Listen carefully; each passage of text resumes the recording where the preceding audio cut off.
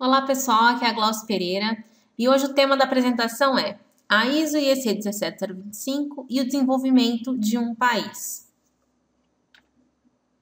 Bom, por que eu estou fazendo esse vídeo? Eu sempre gosto de explicar por que a gente está gravando.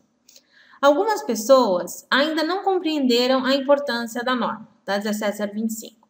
E elas acham que é um trabalho à toa, porque realmente dá trabalho, mas elas acham que é um trabalho à toa.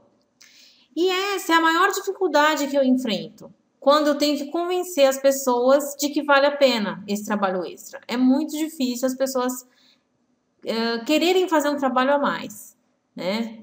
E quando eu era técnica, no laboratório, eu sentia que era muito difícil eu mesma admitir que eu havia feito um método, uma análise, de uma maneira errada por tanto tempo. Então a gente fala, mas é um trabalho, eu já faço assim há tanto tempo, para que eu vou mudar? Então eu resolvi fazer esse vídeo. E também tem o fato de que as pessoas elas não conseguem visualizar o bem maior desse trabalho todo. Elas não sabem exatamente para que elas estão fazendo aquilo.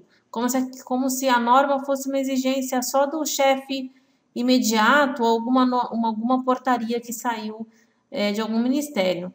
Então, como as pessoas não conseguem visualizar esse bem maior, eu resolvi contar uma experiência minha. Bom, alguns fatos antes de eu chegar nessa experiência é que em 2008 eu era técnica de laboratório, eu tinha um emprego concursado na universidade e eu acreditava muito na 17025. Foi então que eu tive que me demitir para estudar qualidade em laboratórios. Eu fiz um mestrado chamado ENCAL, que é o mestrado europeu em qualidade de laboratórios analíticos. Isso foi em Faro, em Portugal, onde eu tive as aulas. E depois eu fiz uma parte em Barcelona, que foi a parte da tese e da pesquisa. Quando eu ainda estava em Faro, eu conheci o meu marido, E ele é de Cabo Verde, na África. Ele também estava fazendo mestrado lá em Portugal.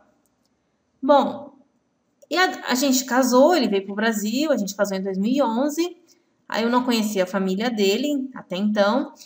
E aí, agora, há 2 meses atrás, eu fui para lá, para Cabo Verde, conhecer a família. E claro, a gente passeia, mas sempre está com o olho voltado na metrologia. Então, eu quero mostrar algumas coisas para vocês sobre Cabo Verde. Bom, Cabo Verde é um arquipélago de 10 ilhas, aqui no Atlântico, e está mais ou menos 4 horas de Fortaleza, 4 horas de Lisboa, e a 4 horas do Senegal, na costa da África. Então, tá bem no meio aí do Atlântico, Ela teve a independência de Portugal há menos de 40 anos, Foi em 5 de julho de 75.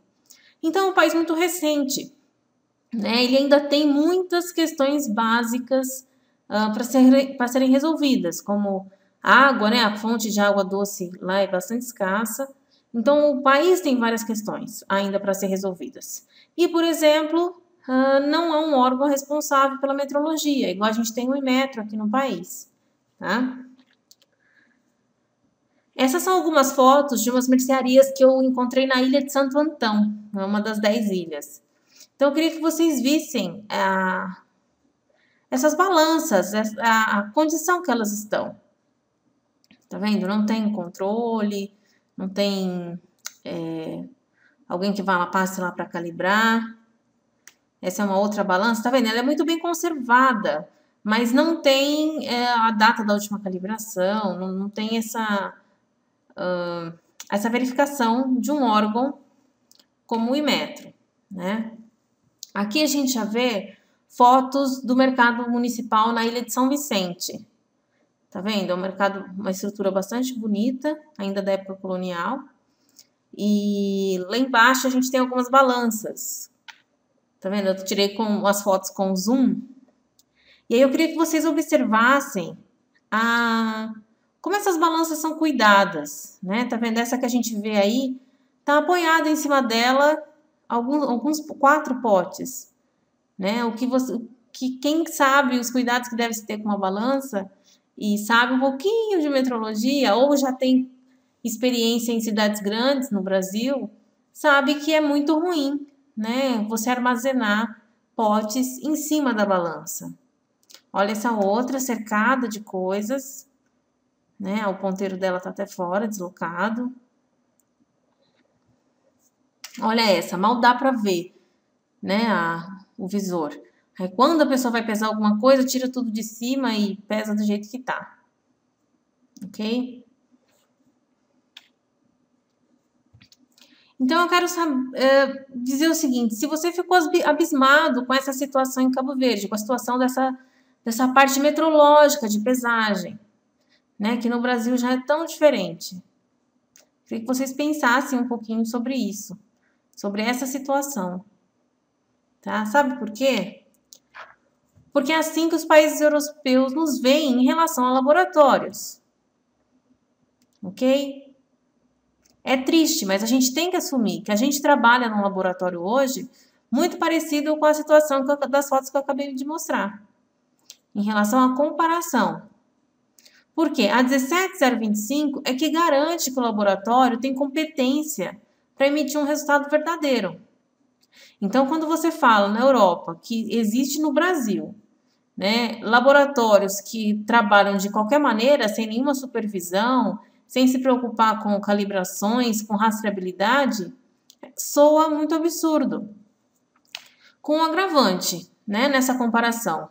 O Brasil é considerado a quinta economia do mundo, né, a previsão é que, de acordo com o PIB de 2013, vai ficar em oitava economia do mundo, enquanto Cabo Verde está na posição 168, segundo o FMI em 2011.